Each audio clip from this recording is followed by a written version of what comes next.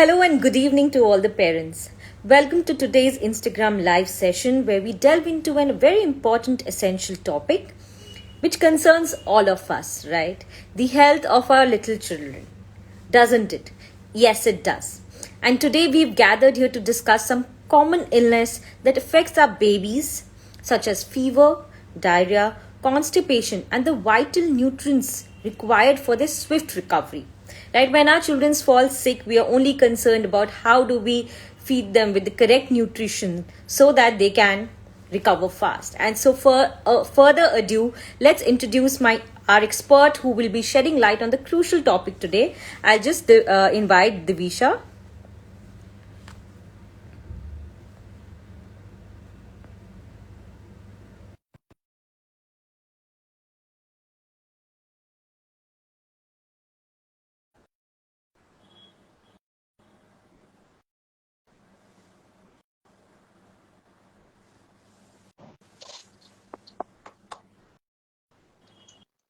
Hi.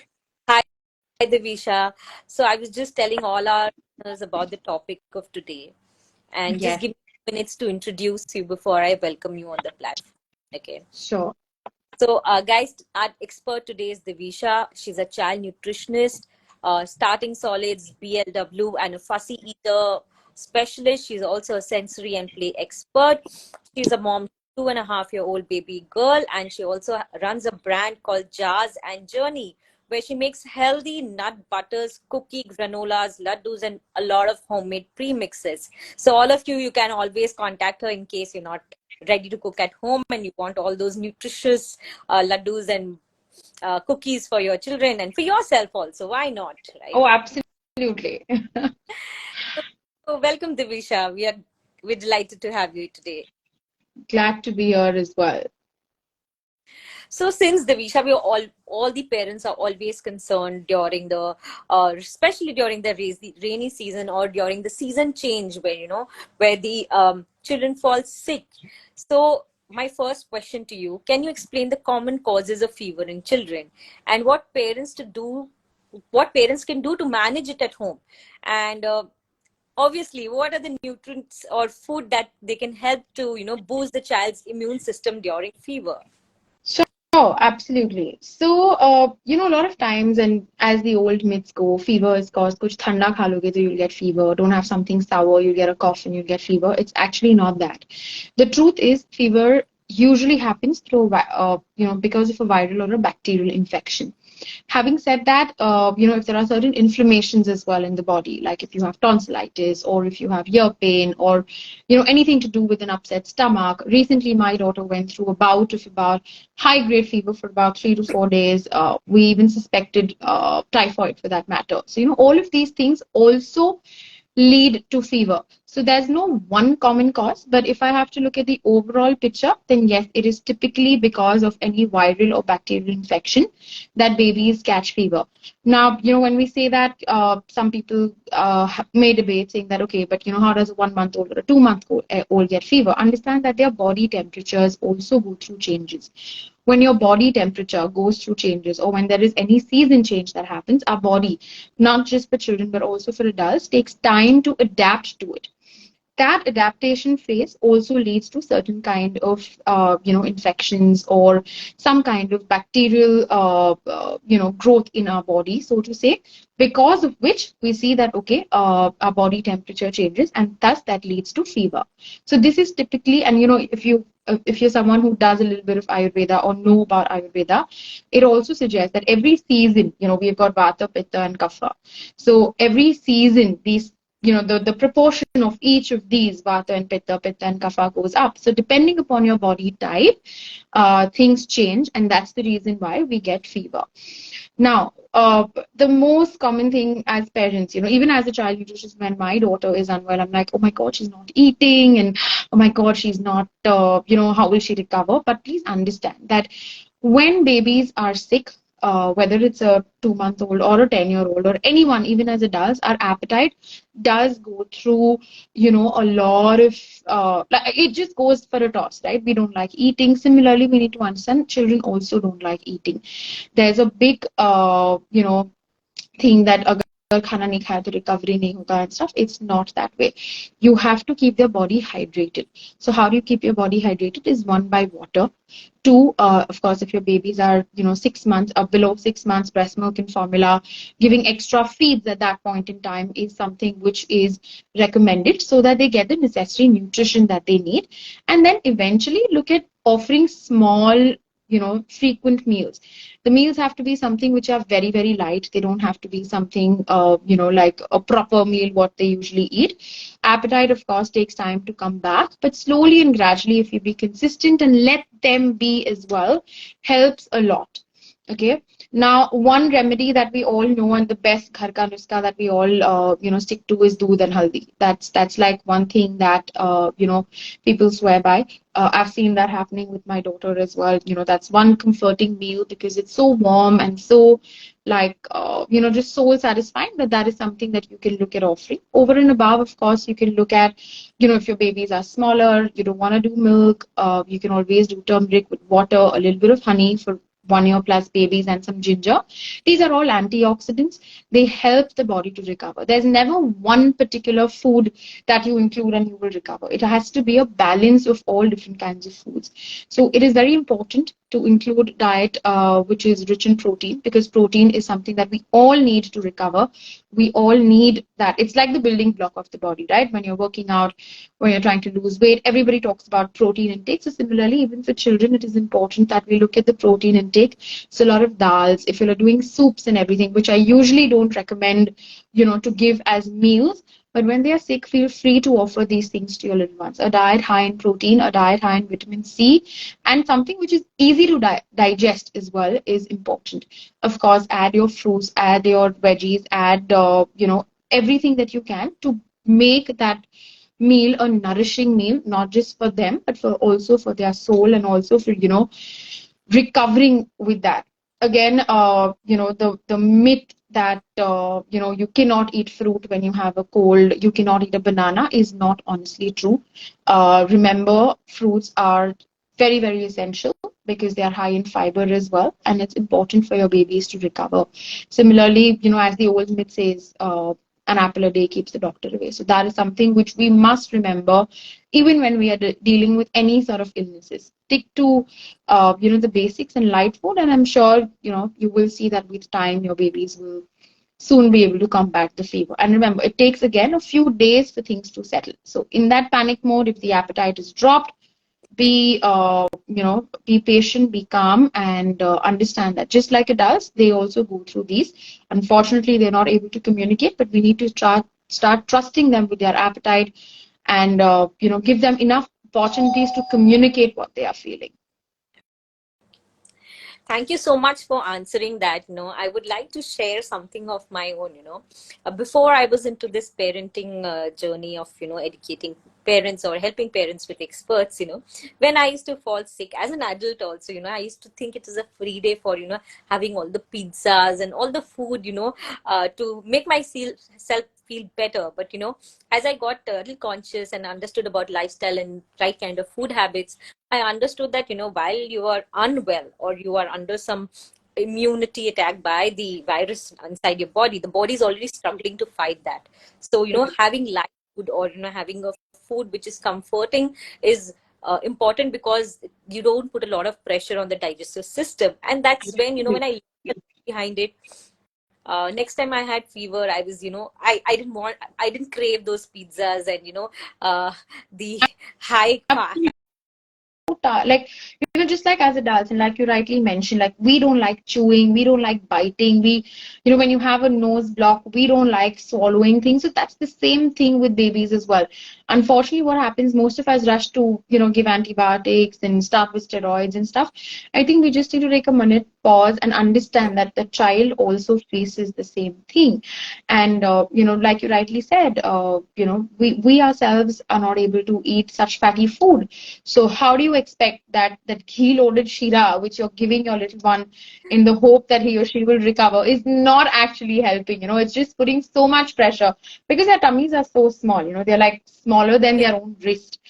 So, it does take time for them as well. So just important that we be calm and let them be, and, slowly and gradually help them build the appetite. As we go further, I'll talk about how to build appetite and, how to give them the right kinds of foods as well. Okay. And also, while you were talking, you mentioned about, the myths around having fever is a banana or a fruit or a meal or a dahi. You should Oh, not eat dahi in winters. For little babies or infants, you should not make them shower in winters. The baby will catch cold and cough. Thank you for busting this myth, because uh, as much as we understand, we try to explain fever is because of some immune problems. It's not because of fruit and dahi and bathing. It does not concern with that. Uh, yeah, absolutely. and Divisha, since you mentioned protein and fiber, I have another big question. Like colic and constipation is the common issue for the parents, right? They're always worried about how to deal with it. So, I would ask you some tips to prevent and manage constipation for kids and infants also, since you work with very small infants as well. And what do you think are some dietary recommendations that can aid in a regular bowel movement for children? So, what causes constipation? If you are constantly giving your child liquids to have, or if you're, giving them foods which are patla and you're just about starting solids. I'm talking about, just starting solids for now, and then I'll go back to the other phase as well. But when you're just about starting solids, and if you keep giving food which is thin and, very thin purees and stuff, your babies are firstly not getting any, they're not, not getting any nutrition will not be the right thing, but they are getting very limited nutrition. What is required for bowel movements to happen is a fiber rich diet. When you have fiber in your body, your stomach then churns things around with the liquid which is available, and that in general develops motion. Right? So this is a concept which most of us forget, right? You can't just give pani and expect, you will be fine. So a fiber-rich diet is something which is very, very essential, especially when your children are dealing with constipation. Of course, when we say a fiber-rich diet, foods that you must avoid are your bananas, your rice, your apples, and toast. We call it as the brat diet. We recommend reducing that and not completely voiding it and giving more pea foods. So pea foods include your papaya, your pear, your pomegranates, your prunes, even raisins for that matter, are certain things which you can add as a part of the diet to ease the constipation.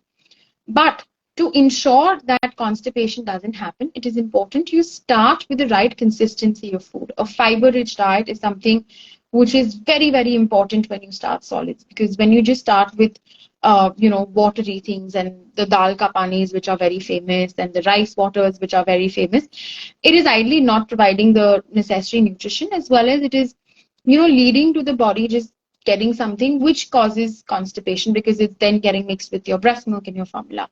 Now, for babies below 6 months, this is again a big thing that people say that, oh, if you eat chole and if you eat chana and rajma and all of these things, or noodles and pastas and stuff, which any mother postpartum will crave for, right? Because 9 months we've taken enough care of ourselves, but we need that freedom to eat. Uh, so whether you eat this or not, your baby is still bound to get constipated. Again, reasons are unlimited.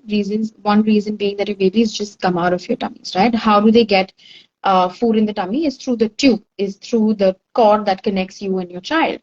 When they come out, they have their own digestive system to establish. Again, things are not, it's not like, here you go, this is a baby, and you're now you can just take care of it. A lot of things develop with time. So whether you eat that or no, your baby is going to get constipated. A lot of tummy time is what is something which we recommend, since babies, typically are lying flat on the back. There's minimal or no activity which is there. Hence, tummy time is something which helps strengthen their core as well as develop and aid to digestion. Over and above, if you're someone who feeds your baby through a bottle, when the air gets inside while they are sucking, and the air that goes in can also lead to constipation and colic. And that is the reason why, it's nothing to do again with the food that you eat, but also these things that, take time to develop and get better with it. So whether it's a baby or an infant or a toddler, ensure that you give them enough activity through the day. When you're breastfeeding, ensure that you are taking enough fiber. That also helps you generate enough milk for yourself. So things like oats, things like dalias, things like fruits for that matter, or vegetables, even chana and rajma. There's no harm in eating them in moderation at all. So a fiber-rich diet is something which we absolutely recommend all throughout your journey with a newborn or in early childhood days as well. Ensure that there's enough time that you are spending outdoors, enough activity and physical movement that is given to the child, so that there's enough, the digestion is established faster, and this helps aiding constipation as well. A few things, like I said, like I mentioned about the pea foods that are there. There's also something that I personally follow, and that is worked with my little one, is one is hydration. Give them a lot of water when they are constipated. Again, it helps break down the fiber and pass motion. So simple things like giving ajwain water or putting ajwain in their food helps a lot. Over and above, you can also look at flax seeds and yogurt. Just take 2 tablespoons of yogurt and add some flaxseed powder to it. I guarantee you, within either immediately or within the next few hours, your little one is going to poop with these. So that is again something which has worked very well. In fact, recently in March, my daughter was highly constipated with stomach spasms and everything possible that happened on that particular day. So she was constipated, stomach spasms, and everything. And this was one thing that I did, and ever since that, it's become a part of her weekly diet that she has it once or twice a week, and that really helps. And dahi, mind you, is a very good probiotic, so include it as a part of their diet as much as you can. One tip that my mom had shared with me was, sprinkle jeera powder on top of dahi. I promise you, your little one will never get a cold. And always offer it at room temperature, because anything cold can, cause it for us adults as well. So please encourage and offer these things to your little ones. Oh my God, thank you for so many pro tips, Divisha. I'd heard only about some pea foods and some few things, but flaxseed and yogurt, I think that was a game changer because we've not heard about that. Oh, absolutely. In fact, recently a lot of parents do tell me that when they try dragon fruit, it helps as well. And most parents are like, how can I give dragon fruit at 6 months?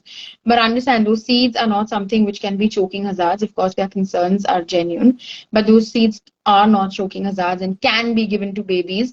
So, include dragon fruit as a part of their diet. Include sweet potato as well as a part of their diet, as well as pumpkin. These things really help babies pass motion, because they are very laxative. If you touch and feel that fruit, you'll actually see they have those laxative properties naturally, and nothing better than natural foods to offer to your little one. Okay. Divisha, I want to ask one thing about yogurt because, I don't know, you want to mention it marketing, it's a marketing gimmick. Yes, no, but there's so much about yogurt, normal milk, A2 milk, epigamia, Greek yogurt. I don't know, there's so much around adulterated milk and oxytocins and packet milk. I just want to ask you how safe it is because, we get a lot of questions about milk now because milk has become so marketed that it's very difficult to explain, and there's a lot of options available everywhere. So, personally, I am not someone who really supports giving this whole milk thing to your child before sleeping and stuff. My daughter loves dahi. I give that to her as much as possible. Uh, the school that she is in also is a vegan school, so they don't promote yogurt and everything as such. But being a vegan myself, I can tell you that I was someone who used to get up and have a glass of Bonvita before going out. But those were the days, because that time, now if I talk about Bonvita and milk, I think we are getting in for a different debate altogether. But milk does has its effects, right? Earlier, milk was more purer. It wasn't as commercialized because the number of brands that were available were very limited. Now, a lot of brands claim to be A2. They claim to be, naturally grazed cows, etc., etc. We don't know how far is the truth, right? As a family, if you're someone who does have a glass of milk before sleeping tonight, please go ahead and offer. It's not to be used as a replacement of your breast milk or formula. It is not to be used as, unfortunately, it's misused, if I have to say the word, because, people just give me, khana nahi khaya, Dudh doodh de do. तबीयत ठीक नहीं है दूध P low, But do, ये नहीं है दूध कर लो. okay, So fine. let's not misuse it. Yeah, I mean it's good to have it as a part of your diet, but there are many other sources of protein. There are way better sources of calcium.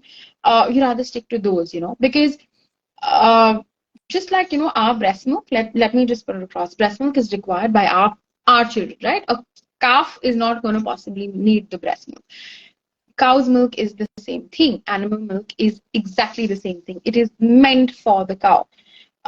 If you, I mean, both of us are mothers, right? And we've had our breastfeeding journeys. We know how difficult it is to produce milk. So imagine what that cow goes through, right? When we as mothers are not able to produce enough milk for our child, we keep popping pills. We keep taking the lactates of the world, all of these galact granules and whatever that we have. Uh, but we forget the natural sources. Oats is a natural source. Methi dana is a natural source. Spinach is there. All of these are natural sources. So imagine what that child would be going, that cow would be going through. They have to be injected. It was not the case earlier, right? The population has increased in India. The consumption of milk is increased. The cows are not able to produce as much. So they are unfortunately injected, which is the fact. I mean, there are studies based on it. There's a lot of research available as well. I personally love certain brands of milk, which I have used for my daughter. But again, we curtail it to give it on case to case basis and not where, we are giving it as an alternative to meals or alternatives to, food or stuff like this. So another question, okay, on milk, right? Now again, there's a new trend of plant-based milk, soy milk, almond milk, cashew milk, and whatnot. So, do you think it's a good replacement in case the family has the habit of, uh, having milk to sleep?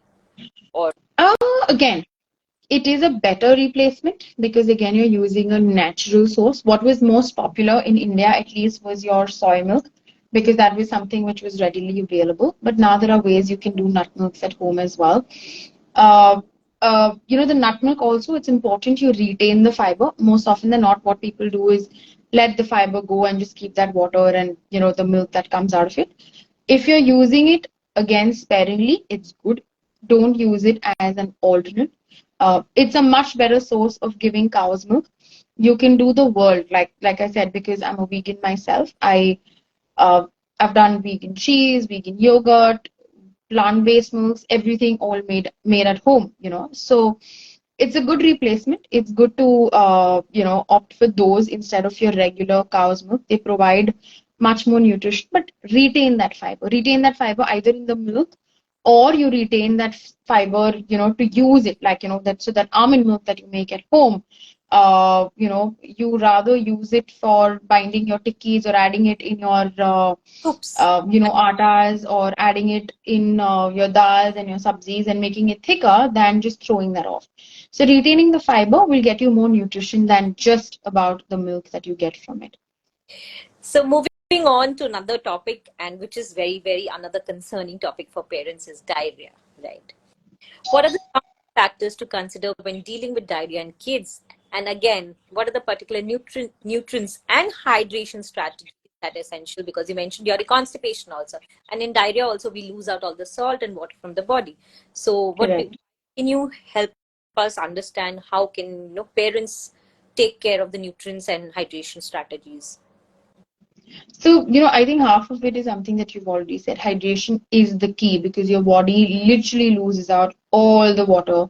All your energy comes out.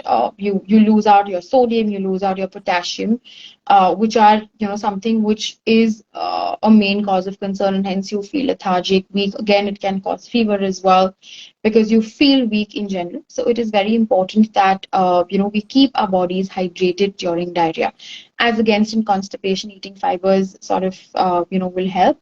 Similarly, for diarrhea, again, you need the good fiber to come into your body.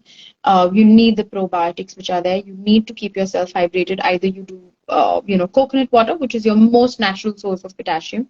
Also, it has sodium. So even for babies who are 6 months plus, I do recommend giving them a few sips of coconut water. Not necessarily only when they have diarrhea, but also even otherwise, just to keep them naturally meet up their potassium and sodium requirements. Since we highly recommend a low a no salt diet for 6 months, 6 to 12 months. Over and above, keeping them hydrated through water, through again giving them some lime water, some ORS, not the packaged ready ORSs, but the electrols and everything that we can mix and offer. That is something which helps meet up their, nutritional requirements. Again, banana is something which is very, very good. It helps bind the stool as well. So, like in constipation, we avoid brat and give more of the pea foods. Yes. In diarrhea, we say avoid the pea foods and give more of your brat diet. So, include bananas, include rice, include apples. Apple is, I think, You know. universal. Like I said earlier, apple a day keeps the doctor away. So apples, so keep it as a part of your children's diet, not just when you are starting off solids, but build a fruit always, as I say to all my clients and my fellow moms, that build a fruit when you are offering breakfast or give it as a snack, but ensure that at least 2 servings of fruit go in and 3 servings of vegetables that go in as a part of their diet. When your little ones have diarrhea, keep it again to a very light diet: khichdi's, toast, some nuts and seed powders, oats again help binding the stool. So these are things which you can include as a part of the diet when when your babies are suffering from diarrhea. Again, any stomach related issues, fermented food is very, very good. So like dahi, your idlis and dosas are like something which you should definitely offer, because they are naturally fermented and good bacteria that grows in them. So it's very important that we give that to them and help settle their stomachs as well. This is my daughter's favorite, so every time she's unwell, what do you want to eat, she always has resource to idli and dosa, which is like literally her recovery food, as we call it. So yeah, keep it light, keep it simple. Don't add too much of salt and too much of sugar, just in the name of getting back the energy and the nutrition. Protein again through dals. Of course, dals limited because that can lead to further gas and constipation. But rice with veggies like a pumpkin rice, or you can do some sort of veggie mixed pulaus that we can do. All of these things sort of help combat any stomach related issues. Okay. Um, I want to ask another question here. Diarrhea is also a lot of time associated with growth spurts and teething among very small infants, in fact, 0 to 1. Correct. So, Correct. do you think that the remedies that mothers should follow, or there's something else they should take care of?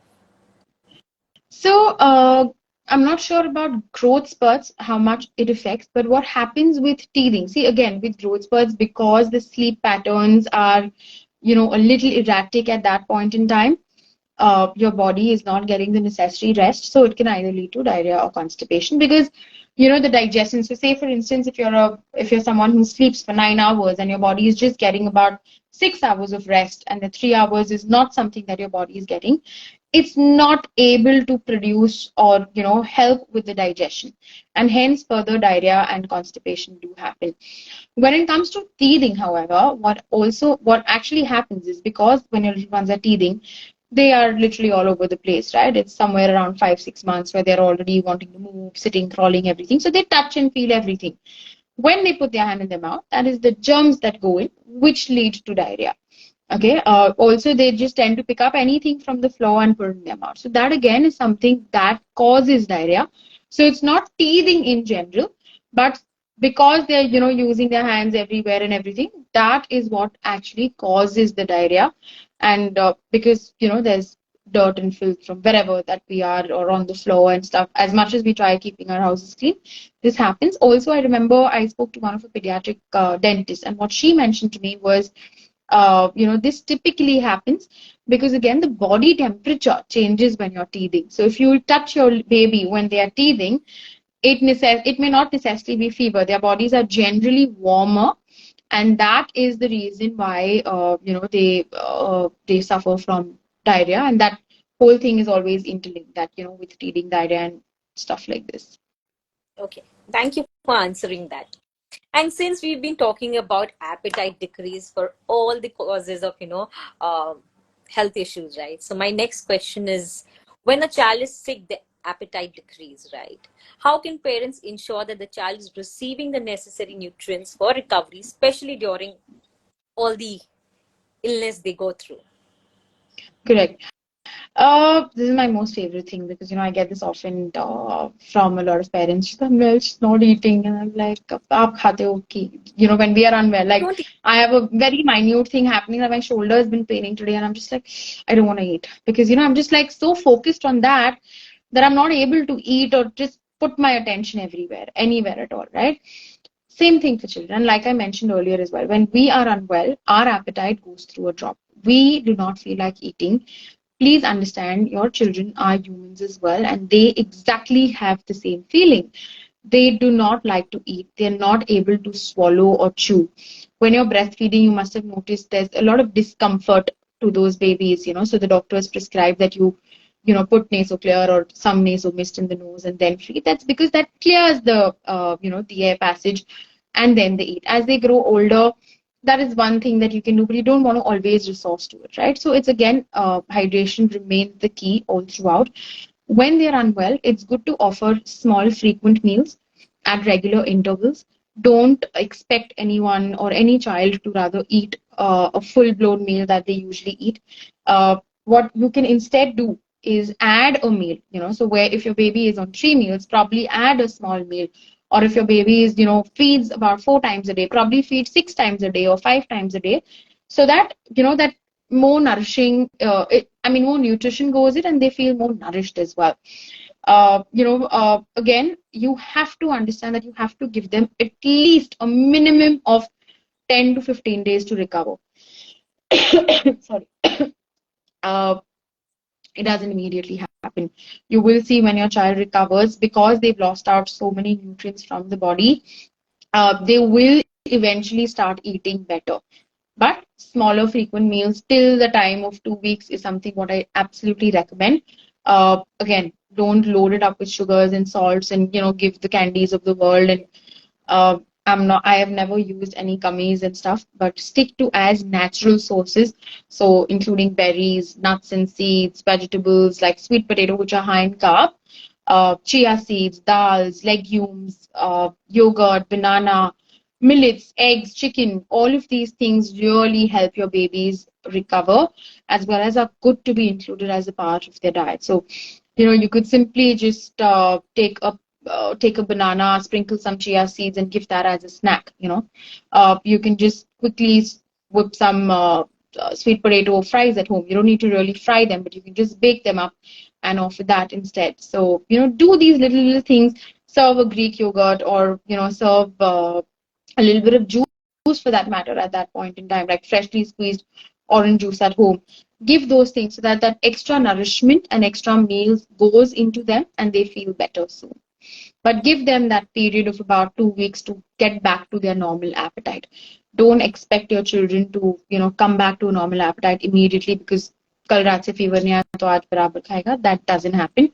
You have to learn to, slow down, because then again, if you put that stress on your stomach, which is just about recovering, you are further worsening it for yourself and for the child as well. And always remember, babies don't go hungry. Children don't go hungry. Uh, they know and they trust their hunger. Uh, I have had a lot of experiences with my daughter where I've been like, nutritionist was one side, mother on the other side, and I've always been like, oh my God, she's not eating, she's unwell. Recently in the month of August, when like I told you, that she was unwell and she was not eating, barely drinking water, and everything. So 2 days she skipped dinner and she slept at 7:30 in the evening, and she woke up at 9, okay, and she's like, मैंने खाना नहीं खाया, मुझे dinner नहीं दिया. So that is how I was like, what, she knows her hunger. And she asked for it. And like I said, she asked for her idli and her dosa, and she at least ate it. So, once you start trusting your child, once you give them that confidence that, okay, you know what, take your time to recover. I'm not saying don't offer. Keep it simple, because as mothers, we also go all gaga, oh, abhi theek ho gaya, abhi ye bana ke khila do. No, take a break, pause, see what your child likes, nourish them, give them that comfort of recovering completely. Because they miss out on a lot of things when they're unwell, right? They miss out on going outdoors. They miss out on, in fact, you should take them outdoors when you're unwell, because they just feel better. Spending time outdoors in itself makes you feel better. So, give them that trust, give them that confidence to pick up and eat whatever they like, and let them decide what they want and how much they want to eat. Don't go behind with that one katori feeding them. Take it slow, take it easy, give them the time to completely recover. And like most pediatricians also recommend, it does take about 2 weeks for the body to come back to normal. And it's the same thing for babies as well. Give them that time and give them a balanced meal. Add in that extra meal, keep them hydrated, give them those fruits that they need, and yeah, you will see definitely your babies will get back to their normal appetite. So my question is for fussy eaters and picky eaters, right? When they're unwell, it just jargons to another level, right? And mothers go all Absolutely. because when a normal child is not eating well, for picky and fussy eaters, moms just pour their heart out and they don't know what to do. So I'm asking that question again to you for those mothers.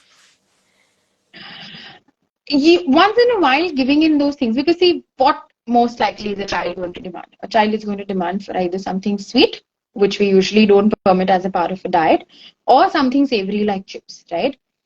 It is okay to give in, but not to the extent that you make a meal out of it. If you serve it, see what happens and what causes picky eating is when we are, one, not giving them enough exposure to a particular food, and two, when we are trying to hide that ingredient and feed your little one, right? uh, they don't know what it is. So when you keep it on a plate, they'll be like, I don't know what this is, so I'm not going to touch it. But potato is something which I eat because I see it on a regular basis, so I'll eat. It is important that we maintain this balance always.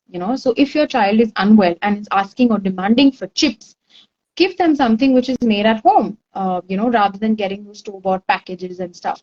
Give them something, with jaggery instead of sugar-loaded food. Maybe probably do a shira instead of, getting a mithai from outside or giving them chocolates. There are a lot of alternatives, of course, that you can do. Like, there's cacao that you can use instead of cocoa powder. And for babies over a year, you can start using a teaspoon of cacao as a part of their regular diet so that they're not missing out.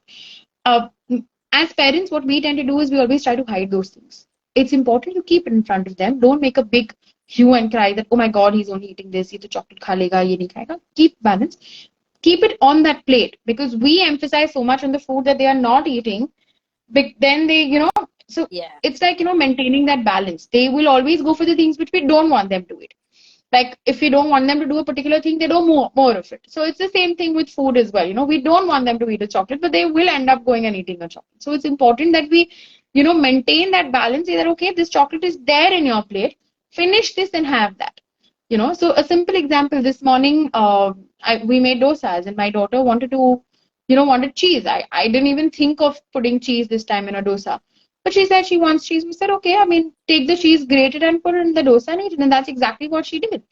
Had I been someone who would have said, no, don't eat the cheese, and you have to eat the dosa and this and that, she wouldn't have The dose. possibly eaten the dosa as well.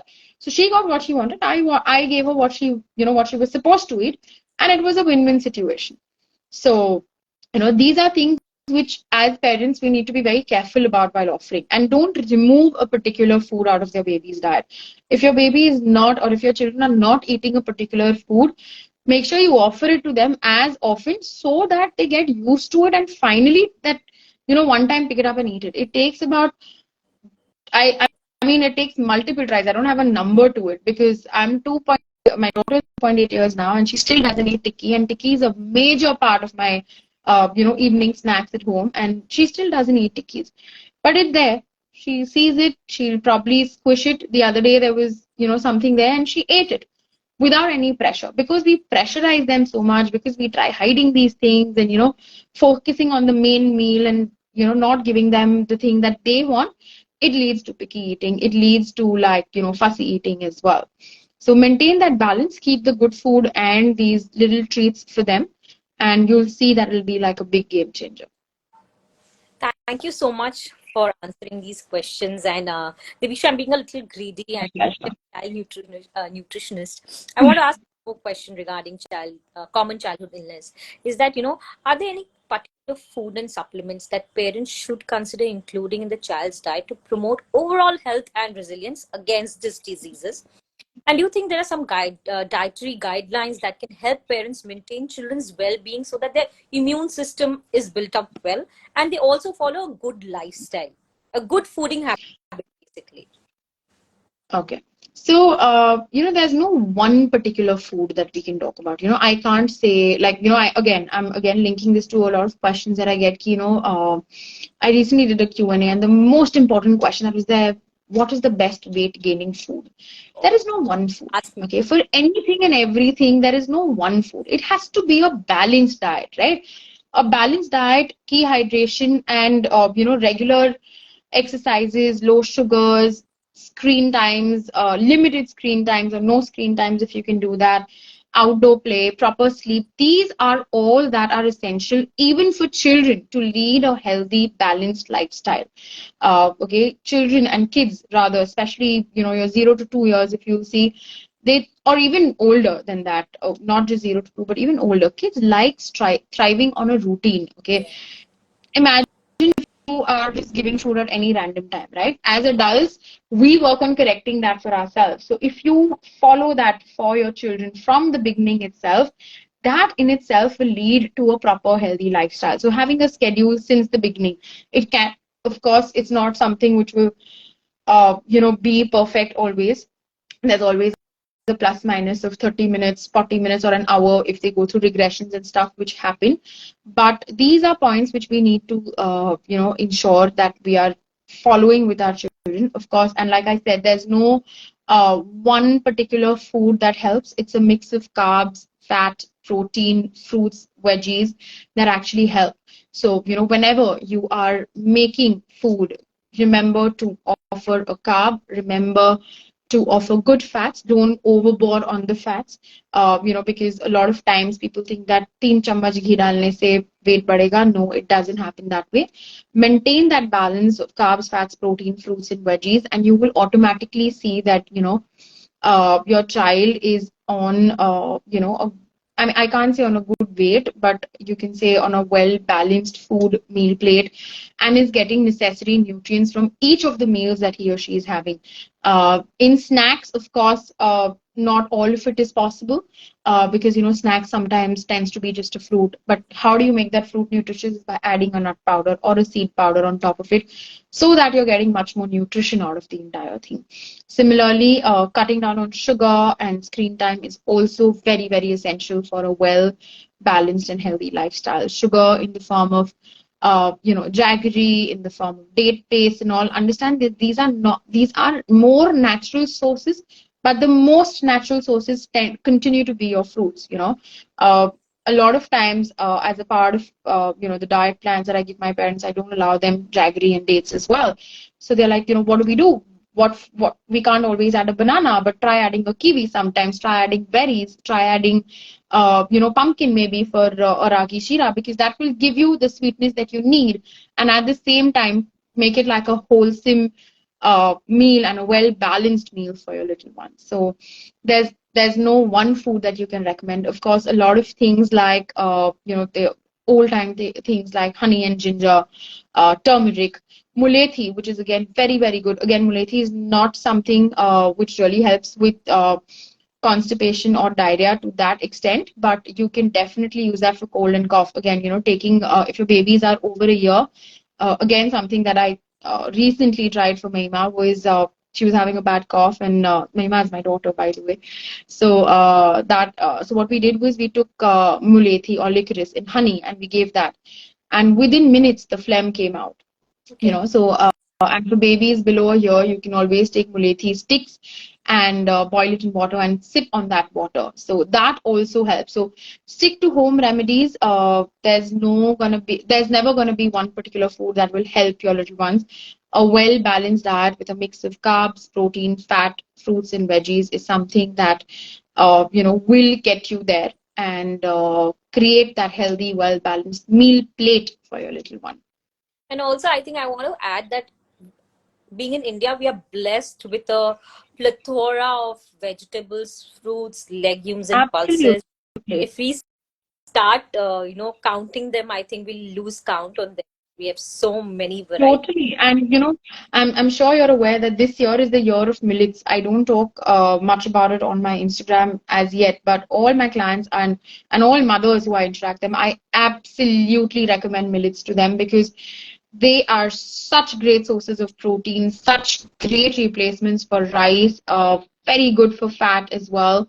And in general, they can be a great replacement for a lot of things, for just basic rice that we keep having. So include millets as much as possible as a part of their diets. I'm not sure if you know, but there was a comparison recently I read somewhere that barnyard millet actually has protein which is higher than what you get in your non-vegetarian sources of protein as well. So, include these things and maintain like a balanced meal plate. Give them the little treats to enjoy. Stop worrying about quantity. Work on quality of food. So, again, something that I recommend always is that, when you're making a dal, add a cashew butter to it or add a cashew powder or a paste to it. The dal thickens also, plus it becomes much more nutritious. So, these little bit tricks are something that we need to sort of think of and incorporate it. If you're a cook, it comes naturally. If not, read through things and you will actually understand that, these increase the qualitative value of the food.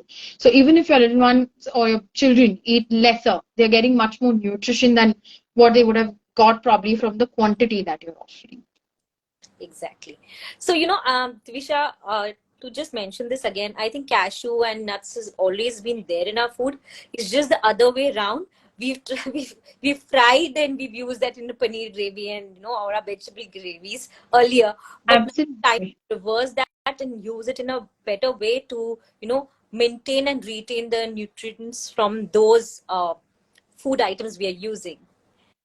Correct. Absolutely. And it is, I mean, there's so many times I've started replacing cashew with sunflower seeds.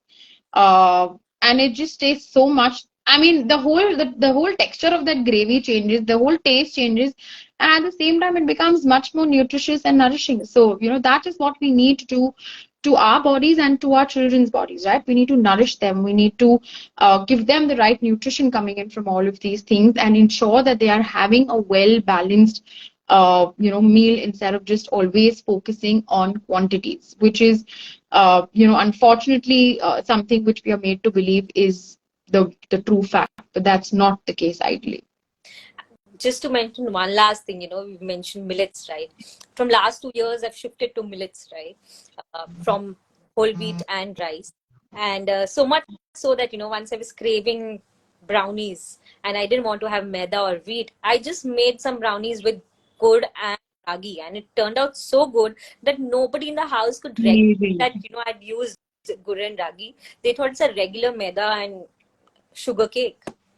Yeah, absolutely. And it's just you can do so much with millets. Like you can bake with them. You can literally it's such a great replacement. And there are so many brands coming up with different things with millets and stuff. It's commendable, really. Millets have taken over and are taking over all the quinoas and the oats of the world. And of course, they are more local, more for the Indian body type because they are grown locally as well. So, it's great to include them as a part of your diet and replace that rice also, which again, it just, you're adding so much variety because, if you're doing a regular khichdi with dal, it'll taste the same thing.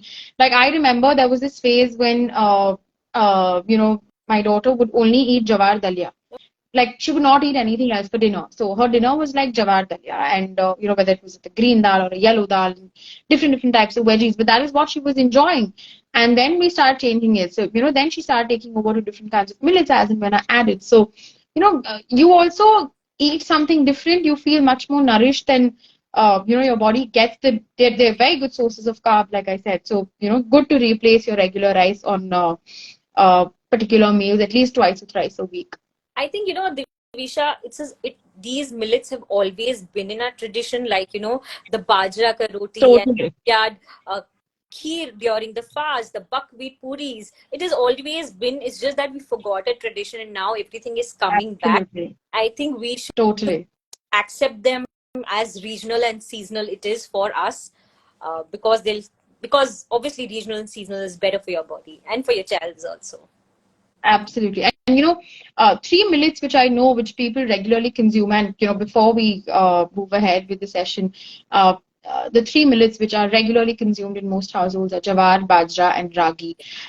So understand, and I'm just sharing this out of because many parents are very worried on ragi specifically because bajra is a winter grain. So bajra, because it warms your body, we recommend giving it during the winters. Jawar is a typically cooling grain recommended to give in the summers, but ragi, because again, it's a very, very good source of calcium.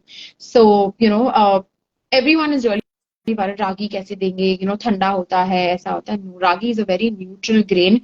You can have it throughout the year without any worries whatsoever. So, whether it's summer, monsoon, rain, winters, please go ahead and offer ragi porridges. There's a specific ragi apple shira recipe in my Insta, and a lot of parents, like, they have babies who are like 3, 4 year olds now, and they're like, that's like our go-to breakfast. Ragi malt is served as a drink in so many places. It's a lot of coffee shops have ragi malt, as a part of their menu now. So, include it as a part of your child's diet because it's a great source of calcium. It traditionally came from Rajasthan at Ragi Ka Rab. It's famous there. Yes, correct. Yes, absolutely. And making it with kesar elaichi and some almonds in itself, oh my God, it tastes delicious. I think, next time I'll invite you to share your recipes on Instagram with all the mothers. Oh, for sure. For all, doing a lot of millets and vegan recipes, and a lot of parents, even if, we're talking about all these food items, they don't know how to, use them in their daily lifestyle or, to offer to their child. So I think next time I'm there for your, recipe. Sure. So I'll wrap this session up, Divisha. I think it has been a delightful and enlightening session for me and for all the parents and all the listeners who will be listening today and later, because when your child falls sick, the world falls apart for all the mothers, be it anywhere. Totally. Since India is a place where we think love is through the tummy or the stomach, be it the husband or the child, they go back. Oh, yes, that is there. That is there. But yeah, I think, like I said, even when my daughter is unwell, I'm like, oh, mama, like, why is she not eating? But, like I say, ek taraf child nutritionist, ek taraf. But that's how it is, we always feel, and I had shared this on my story about a couple of months back, that it was only in this March, when that constipation issue happened, was when I got comfortable with the fact that she knows how much she wants and what she wants. And then I was like, I trust her and I let her do what she wants. And believe me, because of the exposure of food that she's got since the beginning, she'll be standing and guiding us through the menu. She'll tell me what she wants to eat through the day. She wanted to eat oats yesterday, and she took out all the ingredients that go in the oats and stood with the house help, and she made it for herself. So, trust your children. Give them that, freedom to choose and pick what they eat. And like I always say, it's our job to serve. It's their job to decide how much to eat and what to eat.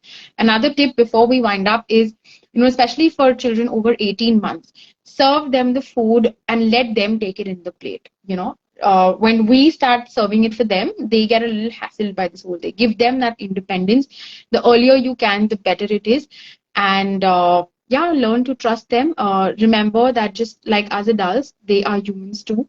And we need to understand whatever we go through when we are unwell is something that they go through as well. Thank you so much for answering that and very subtly mentioning that you let your daughter pick her food or choose her food. And a lot of people don't allow their children to the kitchen, but letting the child decide what the child wants may help the child eat better, because sometimes absolutely, and it's a great thing to do for picky eating, especially I tell parents, I'm like, please get your little one to the sabzi mandi and or take them to don't necessarily always take them to like a nature's basket or stuff like this, not against it, but what I mean is not always a supermarket, but take them to like your local vegetable vendor, talk to them about the vegetable. If you again have picky eating and facing these issues, give your toddler the ingredients to play with it. So you will see a change in itself in the food patterns, and you will see that your child is able to better associate with food. So thank you, Divisha. It has been a wonderful session, an enlightening one, and Thank you I'm so coming much for having me. to the recipes for the little ones for sure. For sure. For sure. Thank you so much for having me. Bye bye. Thank you. Bye. Take care.